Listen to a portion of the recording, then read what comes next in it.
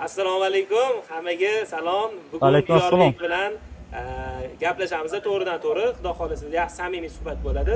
Men Xudo hozir xolasa. to'g'ridan to'g'ri Islom sivilizatsiyasi markazida turibman va Islom Ali Yorif bo'lsa Indoneziyani Bandung shahridan bizga chiqyaptilar. Nima gaplar, Diyorbek? Abdulloh, avvalambor assalomu alaykum. Kirib kelgan Hayit bayramlari bilan butun O'zbekiston xalqini tabriklaymiz va biz hozir Indoneziyadamiz. Ya'ni bu yerda ham bugun Hayit bayrami bo'ldi va buni yaxshi o'tkazib oldik. Yaxshi, bugun shu bilan birga Navruz bayrami ham keng nishonlanyapti. Navruz bayrami. Xo'sh, Diyorbek, menda bir ikkita zo'r savollar bor. Shu savollarga javob berishingiz kerak bo'ladi. Samimiy va qisqa. Xo'p, eshitaman. Birinchi taassurot qanaqa bo'ldi va hozirgi taassurotingiz qanaqa? Nimadan taassurot aka? Indoneziyadan. Xo'p, biz Indoneziyaga deylik bundan 7 oy oldin keldik, ya'ni sentabr oyida.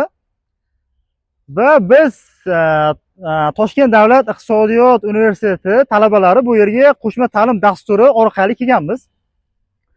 Va mana hozir oradan 7 oy vaqt o'tdi va deylik taassurotlar yaxshi. Ya'ni birinchi kelgan vaqtimizda ham taassurotlar ancha yaxshi edi, hozir ham ancha yaxshi. Ya'ni adaptatsiya jarayoni ancha yaxshi kechdi va umuman olganda iqlim, ta'lim olish, atrof muhit, insonlarning deylik samimiyligi, ya'ni Indoneziya xalqining ijtimoiy holati, sotsiologik holati ham ancha yaxshi. Ya'ni bizlardan unchalik ham uzoq emas. Ya'ni nima bo'lganda ham musulmon davlat o'zimizga ancha yaqin. Unchalik ham qiynalganimiz yo'q. Tushunarli, Diyorbek. Men hozir faqat pozitiv haqida gaplashsa ham qiziq bo'lmay qoladi. Shunga sizga eng kamchiliklari to'g'risida. Yo'q, eng yoqmagan sizga 3 ta sizga 3 ta narsa. Xo'p, bizlarga nafaqat menga, boshqa deylik o'zbekistonlik deylik talabalarga ham eng o'sha qiyinchilik tug'dirgan narsasi bu albatta milliy ovqatlari, ya'ni milliy taomlari. Ya'ni baribir o'zbekmiz. Kelganimizdan shu, ya'ni ovqatlari qanaqa ekan, deylik unchalik ham achchiq emasmi? Mana shu masalalar bo'yicha biroz qiynaldik. Lekin hozir ancha yaxshi, ya'ni ancha moslashib oldik. Mana shu. Yaxshi, ikkinchisi. Qiyinchilik tomonlar bor. Ovqatni nima qilyapsizlar? Kim ovqat tayyorlayapti sizlarga? Xo'p, ovqat masalasi boshida qiynaldik, to'g'risi, chunki O'zbekistonda ham deylik ovqat masalasi unchalik ham o'zimiz qilmasdik. Xo'p, lekin bu yerga kelib o'rgandik, ya'ni bozorlar bor, xuddi o'zimizga o'xshagan mahsulot olib kelamiz, pishiramiz, non qilyapmiz, ovqat qilyapmiz. Bundan hozirchalik bizlarda muammo yo'q. Yaxshi. O'zi bitta qiziq ish bo'ldi. Sizlar o'zi universitet orqali universitet ta'lim haqida o'zi podkast bo'ldi. Sizlar men bo'lsam sirasi ovqatdan boshladim mavzuni. Xo'p, okey. Ta'limga aytadigan bo'lsa, sizlarda ta'lim yo'nalishi tomonidan eng yoqmagan bitta narsa. Xo'p, ta'lim tomonidan gapiradigan bo'lsak, ya'ni ta'lim jarayoni ancha erkin, ya'ni bizga qaraganda. Xo'p, ta'lim jarayoni ancha erkin, ya'ni biz kelgan vaqtimizdan boshlab bizlarga e'tibor berildi. Ya'ni hammaga deylik shaxsiy o'qituvchilar biriktirib berildi. Lekin erkinlikda ham unchalik erkin emas. Ya'ni qandaydir ushlab turadigan qismlari bor. Ya'ni bu narsa bularni o'zlarini deylik ijtimoiy holatiga bog'liq, o'zlarini deylik an'anasini ushlab qo'ygan. Ya'ni unchalik ham erkin emas. Ya'ni g'arb davlatlari yoki deylik Amerika darajasida emas. Lekin kerakli joylarini baribir olishgan. Ya'ni ta'lim jarayoni qanchalik erkin bo'lishligi to'g'risida deylik Amerikadan yoki sharq davlatlaridan deylik Koreyadan, Xitoydan kerakli qismlarini olishgan. kerakmas qismlarini esa qoldirishgan. Tushunarli. Men yana bitta narsa haqida so'ramoqchi edim. Ramazon oyi endi sizlar anaqadasizlar, uylar azodasizlar. Birinchi Ramazon oyi uydan azodlikda qanaqa o'tdi? Qo'shimcha talabalik bilan parallel ravishda. Ramazon oyi bizlar o'zi Toshkentda o'qigan vaqtimda bizni uzoqroqda edik, ya'ni O'zbekistondan uzoqda edik. Chunki bizlar viloyatlikmiz. Lekin bu yerda bu narsalar ko'proq bilindi. Ya'ni ayniqsa yangi yil bayramida bu narsa ko'proq bilindi. Ya'ni oila davrasidan uzoqdaligi. Lekin baribir o'zbekmiz, ya'ni bizlarda gen ancha kuchli, ya'ni adaptatsiya qilib ketish, o'rganib ketish, qiyinchiliklarni boshlash, ya'ni unchalik ham muammo bo'lgani yo'q. Aha, tushunarli. Xo'p, menda yana bitta qiziq savol bor. Nega sochingiz bunaqa kalta qilib oldiryapsiz? Bu narsa bizda endi o'zbek talabalar orasida modaga aylangan. Chunki biz bu yerga kelganimizdan keyin aytib o'tdim, ya'ni adaptatsiya jarayoni, boshlash jarayonida ham yaxshi kechdi. Ya'ni televizorni ularni deylik tabiati, ularni deylik odatida mana shunaqa deylik soch uslubi, mana shunaqa tashqi ko'rinish usti bor ekan va biz ham mana shu narsaga deylik moslashib oldik. Demak, ular modaga unchalik qaramas ekan, stillaga, uslub. Yo'q. Ha. Ya'ni bu yerda ham insonlar bo'ladi. Ya'ni bunda bizdagi kabi deylik bizda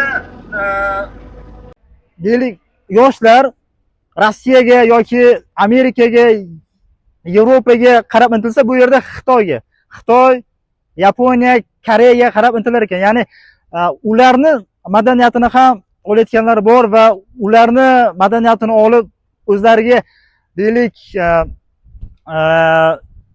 singdirayotganlar ham bor. Lekin bularni asosiy xalqi, asosiy deylik yoshlar mana shunaqa uslubda, ya'ni unchalik ham modadan uzoqroq va biz ham mana shuni sekin-sekin o'rganyapmiz. Tushunarli.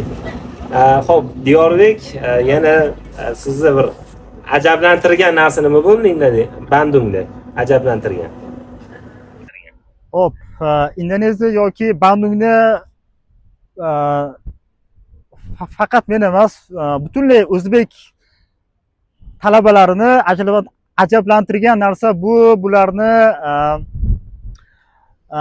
ruhiy holati, bularni deylik ijtimoiy holat. Ya'ni insonlar juda ham bir yumshoq fe'l, kayfiyat hammada yaxshi, ya'ni stress yo'q. Va biz deylik O'zbekistondan o'sha birinchi kelgan kunlarimiz bu yerdagi o'qituvchilar bizlarga aytardi. Ya'ni sizlar juda ham bir jiddiysizlar, sizlar juda ham bir deylik stressdasizlar deb aytardi va buni sal biroz vaqt o'tgandan keyin biz bilan his qildik. Ya'ni biz O'zbekistonni haqiqatan juda ham bir stressda ekanmiz. Bu yerda stress yo'q, hammada kayfiyat yaxshi. Ularni o'zaro deylik aloqalari ham juda ham yaxshi. Yaxshi. Talabalar asosan bo'sh vaqtlarida nimalar bilan shug'ullanishyapti hozir?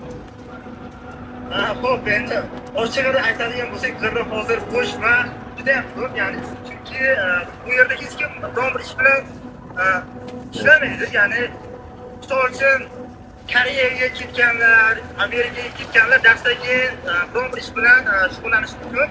Lekin bu yerda deylik birinchidan ishlaydigan ish yo'q, ikkinchidan hech kim deylik ishlamoqchi emas. Chunki biz bu yerga qisqa vaqt uchun keldik, ya'ni birinchi kun va maksimal deylik ilm olish, maksimal o'rganish, maksimal deylik xalq bilan, bu davlat bilan tanishish uchun kelganmiz va hozir bizlarda bo'sh vaqt ko'p. Bo'sh vaqtda endi hammani deylik o'zini xohishiga qarab, o'zini dunyo qarashiga qarab, o'zini bo'sh vaqtini saqlaydi. Ya'ni Bandung Indoneziyaning markazida joylashgan shahar ishlar bo'ladi, tabiat juda ham chiroyli. Ya'ni gap aylanib turyapsiz, tabiatga o'tib ketyapsiz, tabiatga o'tib ketyapsiz. Biz bo'sh vaqt hozir bekorchimiz. Bo'sh vaqt lekin dedik, bir narsa bilan shug'ullanayotgan talabalarni qo'ygan, ishlayotgan, hattoki tadqiqot qilayotganlar bor. Xudo xohlasa buni natijasida O'zbekistonga qo'yganimizdan keyin Xudo xohlasa natijada siz bilan birgalikda bo'laman. Yaxshi, yaxshi. Ya'ni ya'ni biz shunchaki Indoneziyaga kelganimiz yo'q. To'g'ri, endi bu bir demak baland parvoz gapdek ko'rinadi, lekin nimadirlar qilyapmiz. Aha, yaxshi, yaxshi. Xo'p. O'tda o'zi mana kuzatyapsizlar, o'tdagi talabalarni munosabati qanaqa bo'lyapti sizlarga nisbatan Indoneziyadagi talabalar?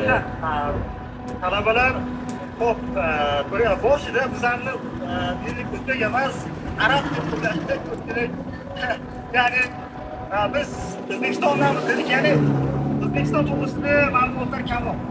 Lekin bu doim emas, ya'ni biz keldik va O'zbekistonni dedik maksimal darajada dedik O'zbekiston to'g'risida ma'lumotlar berdik. Ya'ni Indoneziyani shu yerdan ham dedik bilsa bo'ladi, bizdan ancha uzoqligi. Ya'ni hozir O'zbekistondan ham O'zbekistonlik insonlardan ham Indoneziya to'g'risida ma'lumot so'rasangiz, ular ko'p ma'lumot bermasligi mumkin. Ya'ni masofa uzoqligi bizlar tarixan bir-birimiz bilan unchalik ham dedik yaqin aloqada bo'lmaganimiz uchun unchalik ham dedik madaniy yaqinlik yo'q. Lekin birlashtirib turadigan asosiy narsa bizlarni bu islom. Ya'ni ular ham musulmon, biz ham musulmon. Ya'ni masjidimiz bitta, masjidga birga olib kelamiz va ularda deylik chet ellik ya'ni xorijliklarga qanaqadir yomon ko'z bilan qarash yo'q. Ya'ni ular kelyapti, nimadir yo'q, bunaqa narsa yo'q. Ya'ni hammasi yaxshi qabul qilishdi va hozir bizlarda indoneziyalik do'stlarimiz ham bor. Yaxshi. Diyorbek, Diyor, men rahmat savolni javobligi.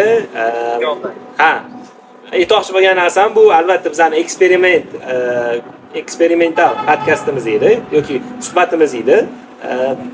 Mana chunki sizlarda mana 3 soat keyinroq, 2 soat keyinroqda bizlarda hozir 14:07 bo'lgan bo'lsa, sizlarda 16:07, to'g'rimi? O'sha vaqtlarni oralig'i boshqacharoq bo'lganiga, mana ob-havo ham bizda quyoshli chiqib ketib qolgan, juda ham issiq, soya joy topilmadi Islom sivilizatsiyasi markazida. Endi sababi ham Abdulloh bir ma'lumot qo'shimcha bermoqchi edim. Biz hozir Indoneziyadamiz va ko'ryapmiz, o'sha O'zbekistonda ham dedik yaxshi yangiliklar eshityapmiz. Ayniqsa hozir siz Turkiya Islom sivilizatsiyasi markazi hattoki Indoneziyadagi dedik din olimlari ham bu narsa to'g'risida dedik ma'lumot eshitgan ekan. Ya'ni bu narsa to'g'risida hatto indoneziyaliklarga ham kelgan ekan. Aynan mana shu dedik sohadagi va o'ylaymanki bu biz uchun, ya'ni O'zbekiston uchun, O'zbekiston xalqi uchun yoki bo'lmasa butun dunyodagi musulmonlar uchun bir yangilik. Ya'ni O'zbekistonda o'sha islom sivilizatsiyasi markazining qurilganligi. Shunaqa, albatta. Aytmoqchi bo'lganim, tomoshabinlar bizani bu YouTube videomizni montaj qilinadi va YouTube videomizni ko'rib mana bu savollar xato bo'libdi. Video menga nega qiyish o'tiribdi?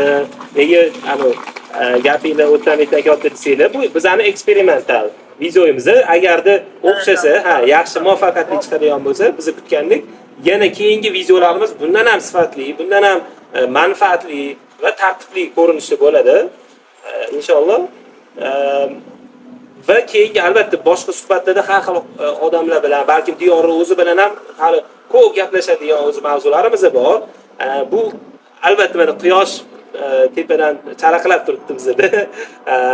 Osmonimiz mana musaffo bo'lib turibdi, lekin bilmadim, bu yo'lda mana shu narsani ham aytmoqchi edim. Ya'ni Bu shunchaki gap emas. O'zbekistonda osmon do'stlar ham so'fi. Mana bizlarda ko'rsanglar bo'ladi. Qop-qop. Har kuni yomg'ir. Shunaqa. Shunga mana zaryadkalarimizni ham kadrlarni to'g'irlagunimizcha mana quyosh tegdi, zaryadkalar ham tushib ketdi pastga. Shunga hozir telefonlar ham o'chib qoladi kameralarimiz. Shu sababli Diyorbek va Diyorni hozir orqasida yaxshigina 4-5 ta bolalar bor. Kamera ularni tayyorlashda. Ularga alohida tashakkur etamiz. Agarda kamerani ularga qaratib qo'ysanglar ham xursand bo'lardik. Mana Islombek, naryoda Bekzod, Suhrobjon. Orqa bittani ham barchaga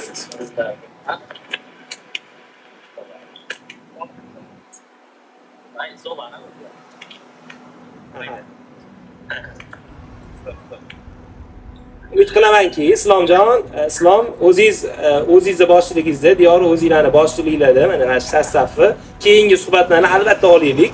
Albatta bu sababi mana sizlardan keyingi kurslarga mana endi bormoqchi bo'lgan talabalarga yaxshi motiv bo'ladi, yaxshi bir manfaatli ilm bo'ladi. Sizlar xabardor bo'lgan narsalarni boshqalarga ham yetkazsanglar, albatta bir infoq o'rnida o'tadi degan umiddaman. Shunga harakat qilamiz. Ko'proq ma'lumot berib. O'zi juda ko'p ma'lumot bor. Vaqt yetmaydi. Albatta shunga bir ikkita tomon bir-birimiz bilan maslahatlashgan holda bitta vaqtda belgilay olamiz deb o'ylayman keyingi sonlarda. Abdulloh, sizga ham kattakon rahmat. Sizga mana shunday bir vaqt ajratgan deylik, shunday bir imkoniyat berildi va biz yana qaytarib mana shu gapni aytish mumkin. Ya'ni biz bu yerga shunchaki aylanishga sayohatga kelganmiz.